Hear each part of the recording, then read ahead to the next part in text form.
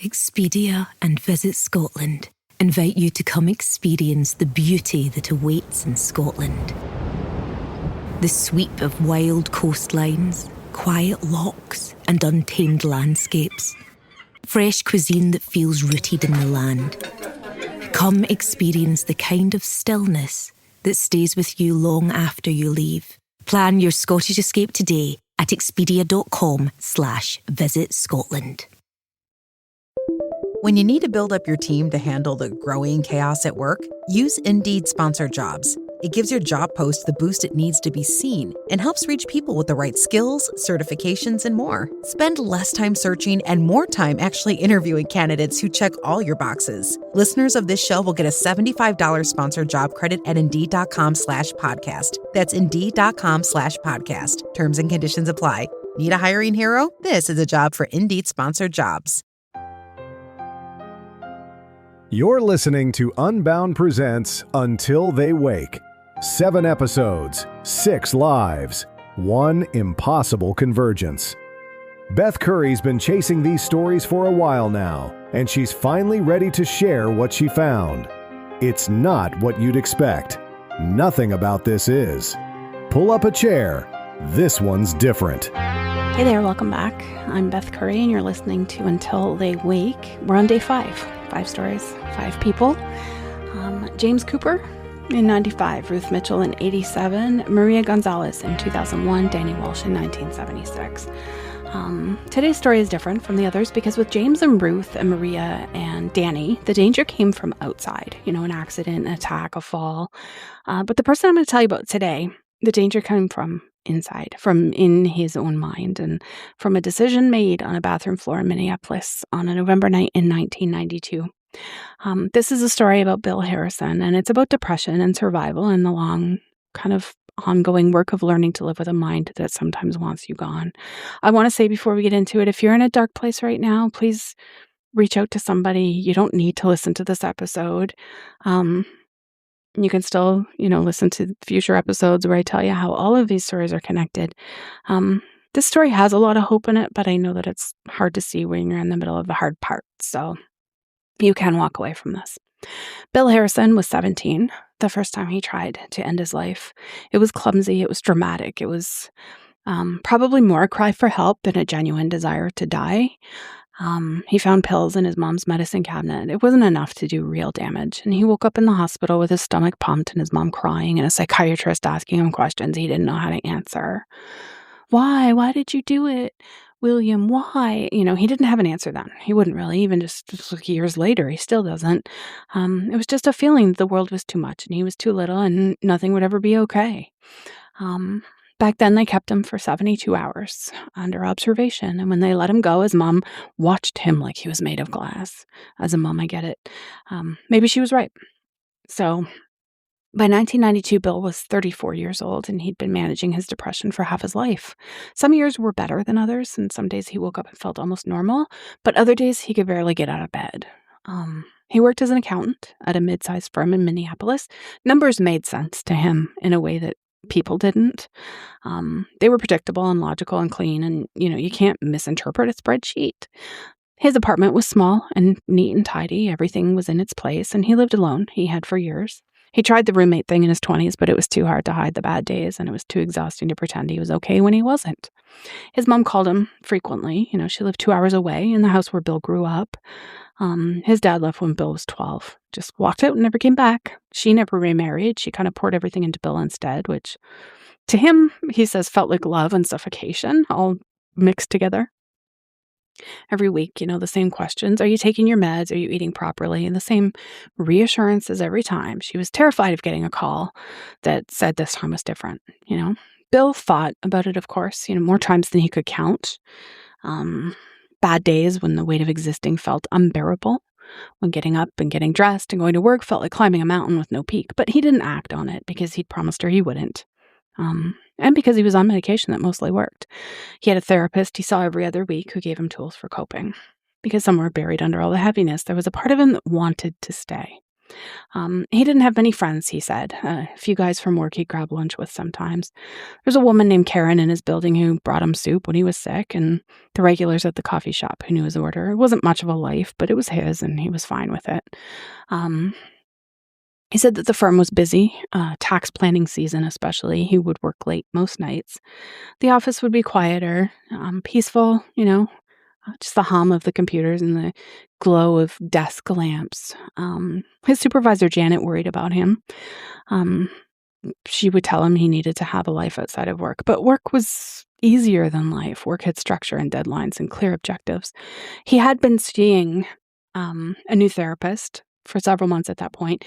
He said she was a woman in her 50s. She had kind eyes and kind of a no-nonsense approach, and she'd been pushing him to engage more with the world and make connections and try new things and stop hiding in his apartment and in his spreadsheets. Depression wants you isolated, she would say, It wants you small and alone. Don't let it win. So Bill had been trying. He joined a gym, though he rarely went. He would say yes to a few work happy hours and stuff like that. He actually said he started volunteering at a food bank on Saturday mornings. These were kind of the small steps toward a life worth living. At least that's what his doctor said, his therapist. So September was always hard. Something about the changing season and the light getting shorter, the year winding down. Bill said he could feel the depression kind of creeping back in. He said the heaviness settling over everything was very familiar to him. He started going to therapy a little bit more. He started making sure he's taking his medication at the same time every day. He did all the things he was supposed to do. And most days it helped, but some days it didn't.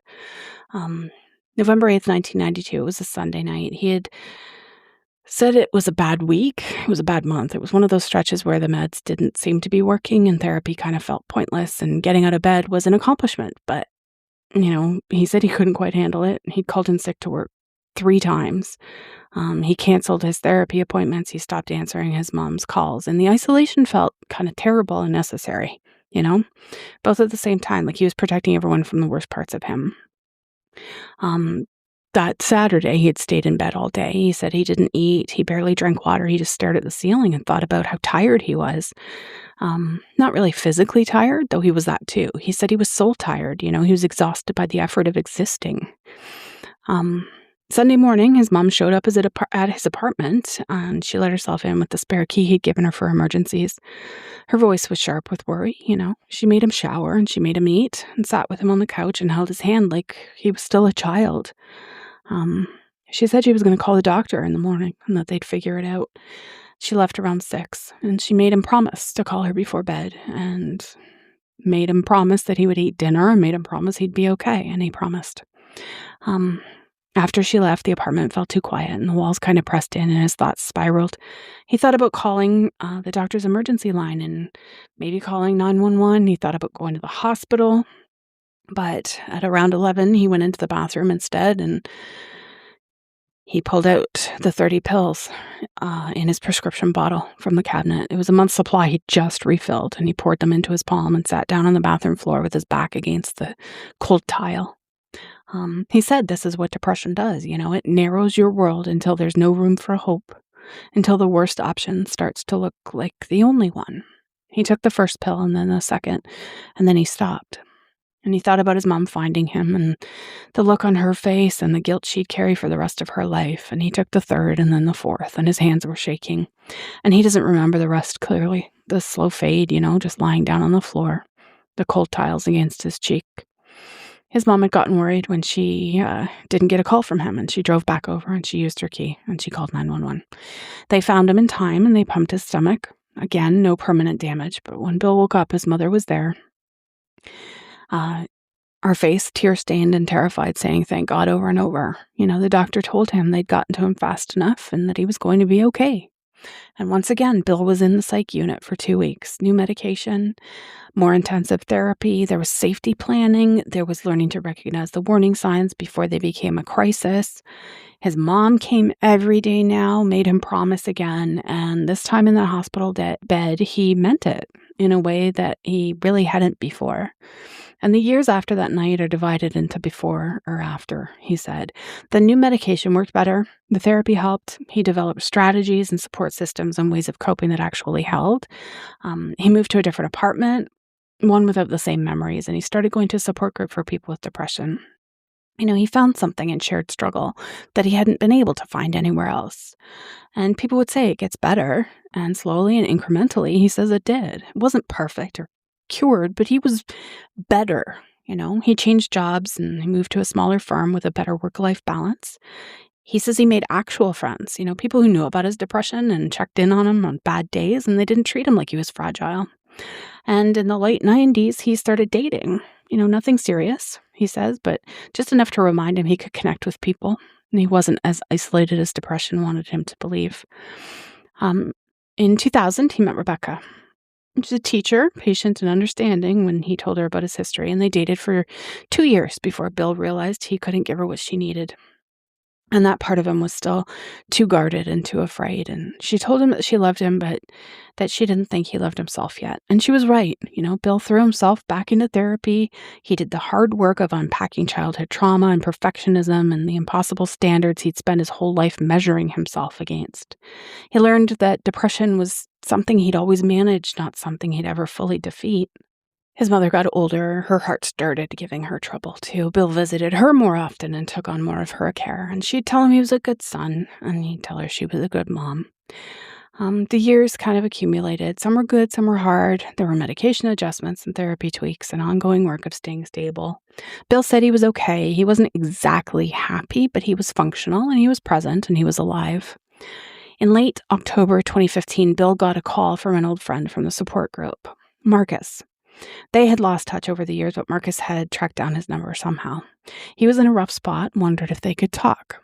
Of course, Bill said yes, and that's what you do, when you know the darkness, you show up. They met for coffee a few times. Marcus was going through a divorce and dealing with suicidal thoughts, feeling like he was back at square one. Bill says that Marcus said it didn't feel like it gets better and that everyone says it does, but he just couldn't see it. And Bill told him it does, not all at once, but it does. And then on November 7th, almost exactly 23 years after Bill's own night on the bathroom floor, Marcus didn't show up for their coffee, and he didn't answer his phone. Bill had a bad feeling, the kind that comes from knowing the darkness too well, and he drove to Marcus's apartment, and he knocked, and there was no answer.